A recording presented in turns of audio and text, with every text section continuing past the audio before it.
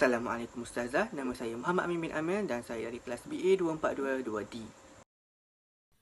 Assalamualaikum warahmatullahi wabarakatuh. Nama saya Muhammad Azhar Hamim bin Muhammad Deli.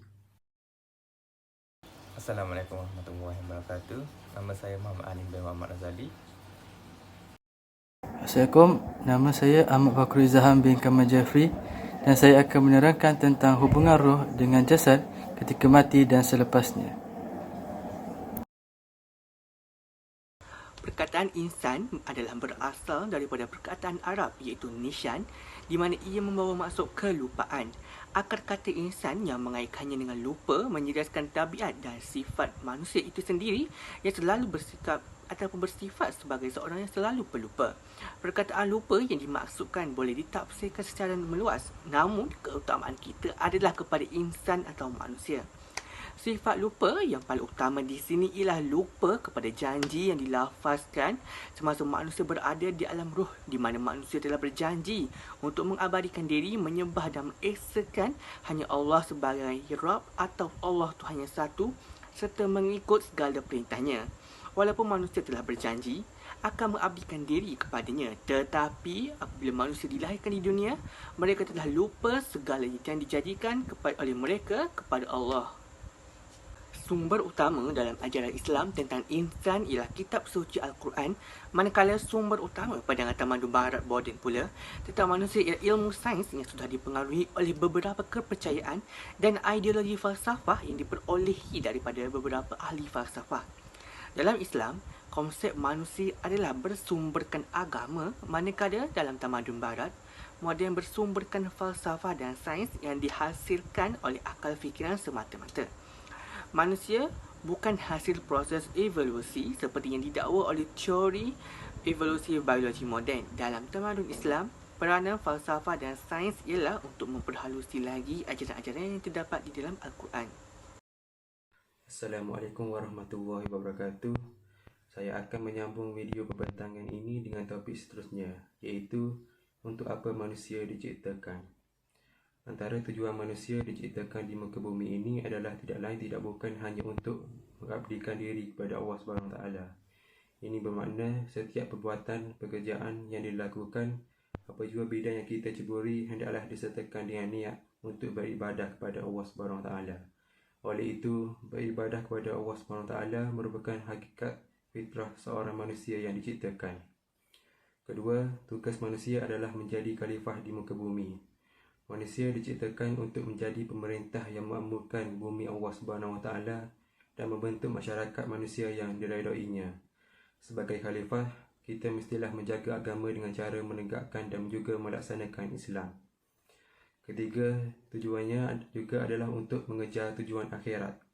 Kehidupan di dunia hanyalah sementara, oleh itu, dunia bukan tujuan akhir dari kehidupan manusia dan juga bukan tujuan dari penciptaan manusia untuk tinggal di muka bumi ini selamanya. Kehidupan yang kekal abadi adalah di akhirat kelak. Untuk itu, Allah sentiasa menyuruh melakukan apa yang diperintahkan dan meninggalkan apa yang dilarang untuk mendapatkan pahala akhirat kelak. Seterusnya, ke mana manusia akan pergi? Setiap Muslim akan melalui 12 fasa atau dengan erti kata lain, tempat atau persinggahan yang penuh azab bagi mereka yang melakukan banyak dosa dan maksiat. Sebaliknya, keamanan dan kebahagiaan bagi mereka yang banyak beramal soleh dan berbuat kebaikan. Ketika ini, tidak akan ada siapa yang dapat membantu melainkan amalan yang dilakukannya semasa berada di dunia. Fasa pertama ialah alam barzah. Para ulama bersepakat tentang kebenaran azab dan nikmat yang ada di alam kubur, iaitu alam barzah. Nikmat tersebut merupakan nikmat yang hakiki. Begitu juga dengan azab, iaitu bukan sekadar bayangan atau perasaan yang semata-mata. Kedua, peniupan sangkakala.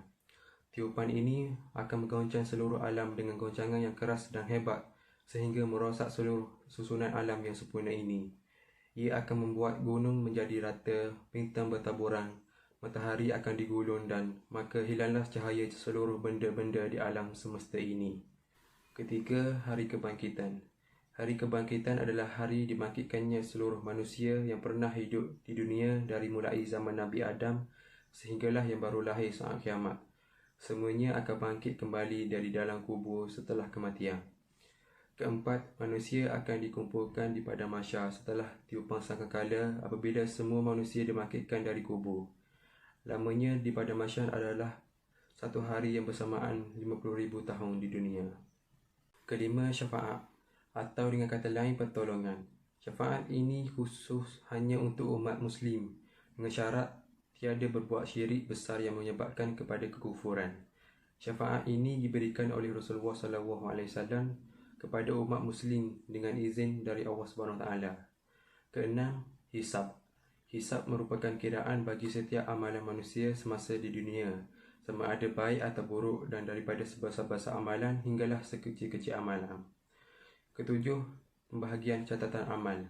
Setiap hamba akan diberi kitab amalnya yang mencakupi lembaran yang lengkap tentang amalan yang telah dilakukan semasa di dunia. Kelapan, mizan atau timbangan amal. Mizan adalah apa yang Allah letakkan pada hari kiamat untuk menimbang amalan hamba-hambanya. Kesembilan, telaga Al-Haud. Haud yang dimaksudkan di sini adalah telaga Rasulullah SAW kerana Allah SWT menyediakan sebuah telaga khas kepada Nabi Muhammad SAW yang terletak di padang mahsyar di akhirat kelak. Kesepuluh, ujian keimanan seseorang. Selama di dunia, orang munafik terlihat seperti orang beriman kerana mereka menampakkan keislamannya. Pada fasa inilah kepalsuan iman mereka akan diketahui. Di antaranya, cahaya mereka akan redup. Ke-11, Sirat. Sirat adalah jambatan yang dibentangkan di atas neraka Jahannam untuk diseberangi orang-orang mukmin menuju ke syurga. Dan yang terakhir adalah jambatan. Jambatan ini dibentangkan setelah orang mukmin berjaya melewati sirat yang berada di atas neraka Jahannam. Rasulullah SAW bersabda, maksudnya, seorang mukmin akan dibebaskan dari api neraka. Lalu mereka diberhentikan di atas jambatan antara syurga dan neraka. Mereka akan saling dikisos antara satu sama lainnya atas kezaliman mereka di dunia. Setelah mereka bersih dan terbebas dari segalanya, barulah mereka diizinkan masuk ke dalam syurga. Setelah melalui jambatan ini, barulah orang mukmin masuk syurga Allah SWT.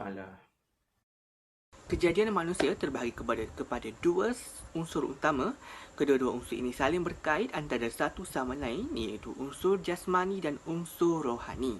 Untuk unsur jasmani, Allah pernah berfirman, dan sesungguhnya kami telah menciptakan manusia dari suatu saripati, iaitu berasal dari tanah. Kemudian kami jadikan saripati itu air mani yang disimpan dalam tempat yang kukuh, iaitu rahim. Kemudian air mani itu kami jadikan segumpal darah. Lalu segumpal darah itu kami jadikan segumpal daging. Dan segumpal daging itu kami jadikan segumpal tulang belulang. Kemudian tulang belulang itu kami bungkus dengan daging. Dan sesudah itu kami jadikan ia makhluk yang berbentuk lain. Maha suci Allah pencipta yang paling baik. Surah Al-Mu'minun ayat 13 dan 14. Secara ringkasnya dapatlah dikatakan bahawa kejadian manusia itu berasal daripada tanah. Oleh kerana ianya berasal daripada tanah, maka segala tuntutan dan keperluannya hidupnya juga berasal atau bersifat daripada tanah. Juga ia memerlukan makan dan minum, pakaian dan perhiasan bagi menyempurnakan hidupnya. Manakala untuk rohani, amat jelas dan nyata bahawa unsur rohani ataupun roh adalah menjadi sebahagian daripada diri kita, kerana tanpa rohani ataupun roh, kita tidak boleh dikatakan hidup. Allah yang menjadikan roh, Allah yang menciptakan roh, kemudian roh itu ditiupkan ke dalam jasad diri kita. Allah tidak menceritakan bagaimana rupa roh itu dan bagaimanakah roh ditiupkan ke dalam diri kita secara terperinci, kerana itu adalah rahsia Allah dan bagaimana unsur jasmani yang mempunyai keperluannya diri sendiri, maka rohani juga memerlukan keperluannya supaya ia menjadi sihat dan cergas. Jasmani memerlukan tuntutannya yang tersendiri seperti makan dan minum, begitulah juga rohani yang memerlukan tuntutan yang berbentuk pengabdian diri dan taat kepada penciptanya. Keperluan rohani amat jelas berbeza dengan keperluan jasmani, iaitu dengan melakukan amal seperti sembahyang, berzikir, membaca Al-Quran dan segala bentuk amalan kebaikan dan kebajikan yang membolehkan kita mendekatkan diri kepada Allah. Memenuhi keperluan rohani adalah satu kewajipan kepada kita bagi menyihatkan dan menyegarkannya. Pada umumnya, kita semua tahu bahawa manusia diciptakan terdiri pada ruh dan jasad. Jasad atau juga dikenali sebagai jisim adalah anggota tubuh manusia terdiri pada mata, mulut, telinga, tangan, kaki dan lain-lain. Keadaannya dan sifatnya dapat disentuh dan dilihat.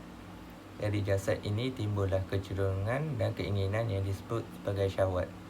Ini dijelaskan dalam Al-Quran surah Al-Imran yang bermaksud dijadikan indah pada pandangan manusia, merasai kecintaan apa-apa yang diinginiannya, iaitu wanita-wanita, anak-anak, harta yang bertimbun dari jenis emas, perak, kuda pilihan, binatang-binatang ternakan dan sawah ladang. Itulah kesenangan hidup di dunia dan di sisi Allah tempat sebaik-sebaiknya kita kembali. Manakala roh mempunyai dua pengertian, iaitu pertama sebagai nyawa dan kedua sebagai sesuatu yang halus dari manusia. Ruh sebagai nyawa kepada jasad atau tubuh, ia ibarat sebuah lampu yang menerangi ruang. Ruh adalah lampu, jasad atau tubuh sebagai ruang. Jika lampu menyala, maka ruang menjadi terang. Jadi tubuh kita ini bisa hidup kerana adanya ruh atau nyawa. Manakala dalam pengertian kedua, roh sebagai sesuatu yang merasa, mengerti dan mengetahui. Hal ini sangat berhubung dengan hati yang halus atau hati ruhaniyah yang disebut sebagai latifah rabbaniyah. Berhubung dengan ini juga, terdapat satu persoalan, iaitu yang mana satu diciptakan terlebih dahulu, roh atau jasad. Menurut Ibnu Al-Qayyim, seandainya roh itu wujud sebelum badan dan menjadi saksi sebagaimana yang dikatakan oleh sebagian pentafsir, tentulah roh itu sudah matang ketika ditiupkan ke dalam badan. Tapi sebaliknya yang berlaku ialah seperti firman Allah SWT, dan Allah mengeluarkanmu dari perut-perut ibumu dalam keadaan tidak mengetahui apa-apa. Berdasarkan hadis sahih yang menyebut tentang penciptaan manusia, di dalam perut disebutkan tuma yusib ila fayakfu fihal arruh, yang bermaksud kemudiannya Allah mengutuskan malaikat dan meniupkan roh di dalam badannya. Tidak pula dikatakan diutuskan malaikat bersama-sama roh lalu dimasukkan ke dalam badannya. Jadi berdasarkan hadis ini, kita dapat menyimpulkan bahawa badan atau jasad yang diciptakan terlebih dahulu daripada roh. Dalam tajuk ini, kita akan membincangkan tentang keabadian roh. Persoalannya, jika seseorang itu meninggal dunia, adakah roh yang mati atau jasad sahaja yang mati? Menurut Ibnu Al-Qayyim, kematian bermaksud perpisahan atau keluarnya roh daripada jasad. Menurut beliau juga, apabila seseorang itu meninggal dunia, roh seseorang itu akan dikekalkan untuk merasai nikmat atau azab pada alam selepas mati di atas perbuatannya semasa mereka masih hidup. Jika seseorang itu ialah orang yang beriman kepada Allah SWT, maka rohnya akan merasai nikmat. Atau sebaliknya, jika seseorang itu tidak beriman kepada Allah SWT, maka rohnya akan diazab di alam selepas mati. Terdapat juga satu pendapat yang mentafsirkan ayat 68 surah Al-Zumar yang maksudnya, lalu ditiup pada sangkakala, maka pensanglah segala yang ada di langit dan di bumi, kecuali siapa yang dikehendaki Allah SWT.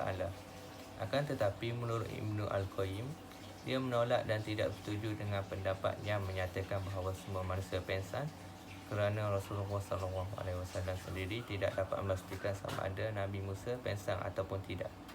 Menurut beliau juga berpendapat bahawa semua roh akan mati ketika tiupan sangkakala yang pertama bagi roh yang belum merasai mati.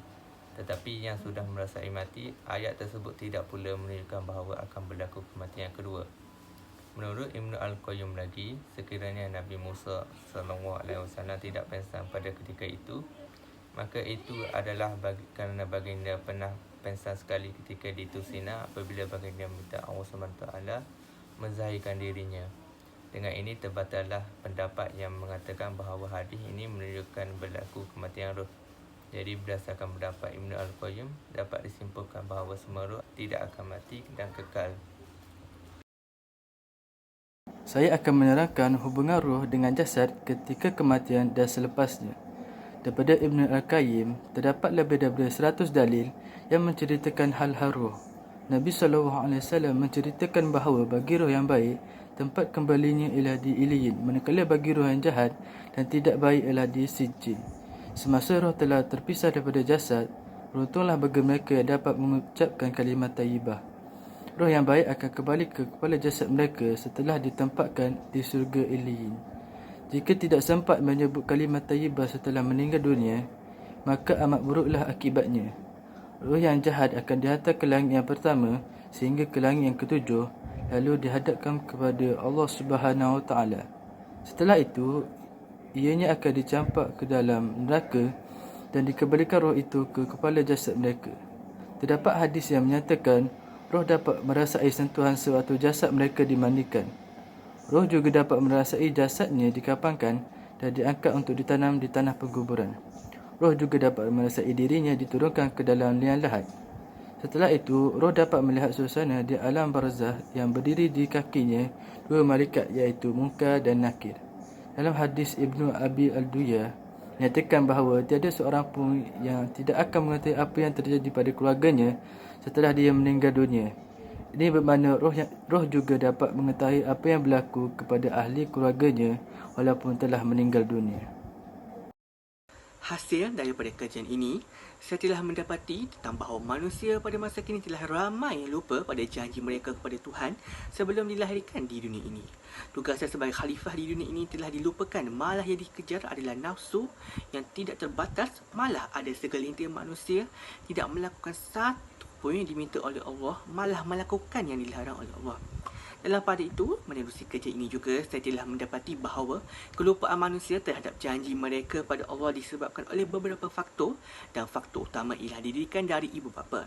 Ibu bapa memainkan peranan yang penting dalam menerapkan nilai-nilai baik dalam diri anak-anak mereka, serta mereka juga perlu sentiasa mengingatkan anak-anak mereka tentang tujuan utama wujudnya kita di muka bumi ini. Dan dalam pada itu, pembangunan insan yang baik dapat dilaksanakan dengan menghayati maqasid al-syariah, iaitu tujuan-tujuan syariat ilahi, khususnya ilmu tujuan pokok syariat Islam, iaitu sentiasa memelihara agama, memelihara akal, memelihara nyawa, memelihara keturunan dan memelihara harta. Dengan terjaminnya kelima-lima perkara ini, maka barulah terjaminnya pembangunan insan yang sebenar. Seterusnya, rumusan individu. Hasil daripada kajian ini, saya dapat simpulkan bahawa insan adalah makhluk yang dicipta oleh Allah SWT sebagai hamba dan khalifah di muka bumi ini yang dianugerahkan dengan akal fikiran yang waras dan mampu berfikir dengan baik serta dapat membezakan di antara larangan dan perintah Allah SWT. Al-Quran dan As-Sunnah adalah dua pegangan Rasulullah SAW yang diwajibkan ke atas setiap Muslim dalam aspek kehidupan. Tanggungjawab yang juga perlu dilaksanakan oleh insan ialah menjauhi larangannya dan melaksanakan segala yang diperintahkannya serta memakmurkan alam dengan mengurus dan menjaga alam dengan bijaksana tanpa melakukan sebarang kerosakan alam di muka bumi ini. Pengajaran yang diperoleh daripada hasil kajian ini ialah marilah kita bersama-sama bermuhasabah diri kita sendiri kerana kebenaran telah terbentang luas di hadapan kita. Oleh itu, gunakanlah masa sebaik-baiknya ketika di dunia ini. Buatlah amal kebaikan sebanyak mungkin dan tinggalkanlah segala kemungkaran, maksiat dan dosa. Kesimpulannya, apa yang dapat saya rumuskan setelah menyiapkan tugas saya ini ialah jika seseorang itu meninggal dunia atau mati, roh mereka akan kekal di alam selepas mati untuk merasa nikmat atau azab oleh Allah SWT di atas perbuatannya semasa mereka masih hidup. Jika seseorang itu beriman kepada Allah SWT, maka rohnya akan tenang dan dapat merasai nikmat Allah SWT. Dan jika seseorang itu tidak beriman kepada Allah SWT, maka rohnya akan diazab oleh Allah SWT di akhirat kelak. Oleh itu, kita sebagai umat Islam wajiblah beriman kepada Allah SWT dengan menuruti perintahnya dan meninggalkan larangannya supaya roh kita dapat hidup dengan tenang di alam selepas mati. Sekian itu sahaja pada saya. Kesimpulannya, roh juga dapat merasai apa yang jasad kita rasai walaupun setelah meninggal dunia. Roh akan berada pada hujung kepala jasad mereka. Roh akan terpisah daripada badan untuk seketika dan akan dipulangkan pada hujung kepala jasad mereka setelah diarahkan oleh Allah Subhanahu Wa Taala untuk dibawa ke syurga atau neraka. Oleh itu, kita hendaklah sentiasa membuat persiapan dalam menghadapi alam barzah serta sentiasa berbuat amal kebaikan agar dimudahkan urusan menyebut kalimah Allah di akhir nyawa kita. Kita haruslah sentiasa mengingati bahawa mati itu benar dan melakukan amal kebaikan dan menjauhi amalan yang buruk serta maksiat. Terima kasih.